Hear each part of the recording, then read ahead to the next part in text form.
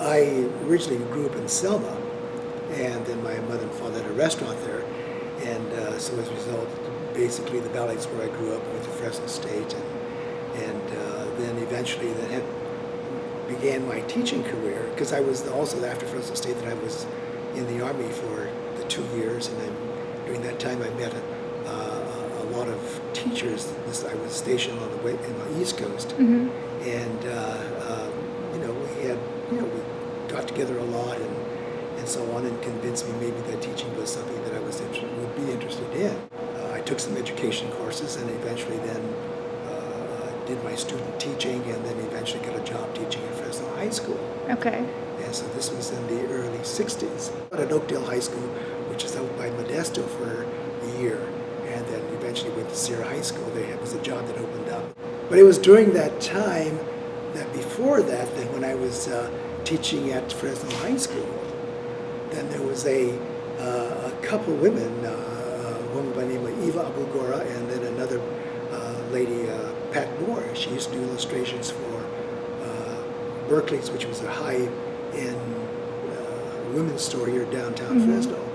And Eva was a potter, basically a hand builder, and so they came up with the idea that maybe might be other people who would be interested in starting some kind of a cooperative or a group of people who could come together who are interested in the visual arts in some way. And so then there were eventually then about 8 of us that came together from all walks of life, some teachers and some independent artists and so on.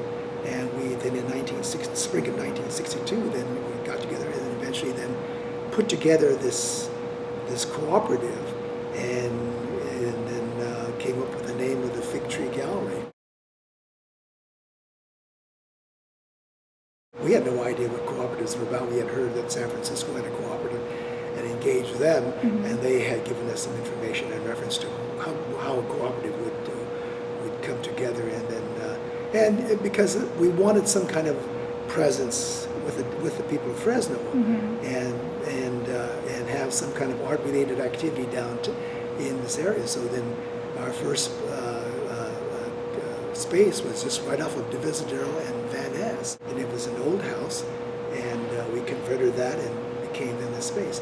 And so the whole idea was coming together, and so we came up with ideas about our own work, and several people say, well, I'd like to do a workshop for clay, and one would say, well, a workshop for printmaking and whatever. So we used this small house for that particular purpose. But meanwhile, then, we, thought of ideas about how to get together and come up with some really kind of interesting conceptual ideas about how art is made and how forward-looking that we wanted to be.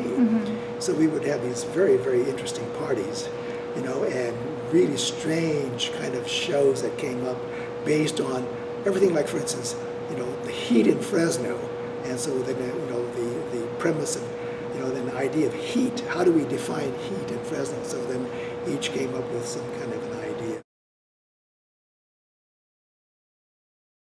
One of the women had a fig orchard, and so then she just thought that might be an appropriate name for the idea that fig trees, that they eventually grow and blossom and produce fruit, and then there was that engagement of a institution that would eventually do this to develop an art scene in the Fresno. Right. Because prior to that, there was only the Fresno Arts Center, which was located downtown, and then the Tuesday group of basically Sunday painters. The original premise of Fig Tree at that time was this group of people who are willing to share ideas about the visual arts. I think today it's changed a lot. Okay. And I think people are more interested in sales and that kind of thing. So then the kind of active participation and exchanging of ideas and so on is now diminished considerably. First of all, we have gallery meetings every month, and then we ask then the person who has the solo show in the front of the gallery then to be able to talk about the work. And so we have that, And so we have a conversation after the meeting and so on, and we've tried to then move it beyond that, and have maybe a second Saturday or third Saturday, morning event where people who are interested to get together and be able to go ahead and discuss things and so on. But that kind of fell by the wayside very, very early on. Yeah. So, and even trying to visit. So today now, I mean, there are people who will have conversations with individual artists who have studios and have a time to have some lunch or spend some time talking about each other's work. Yeah. But we find that then it's really a rare thing today, and compared to what it used to be back in the 60s, Yeah. where it was, I think artists were dependent on then this dialogue that took place between people.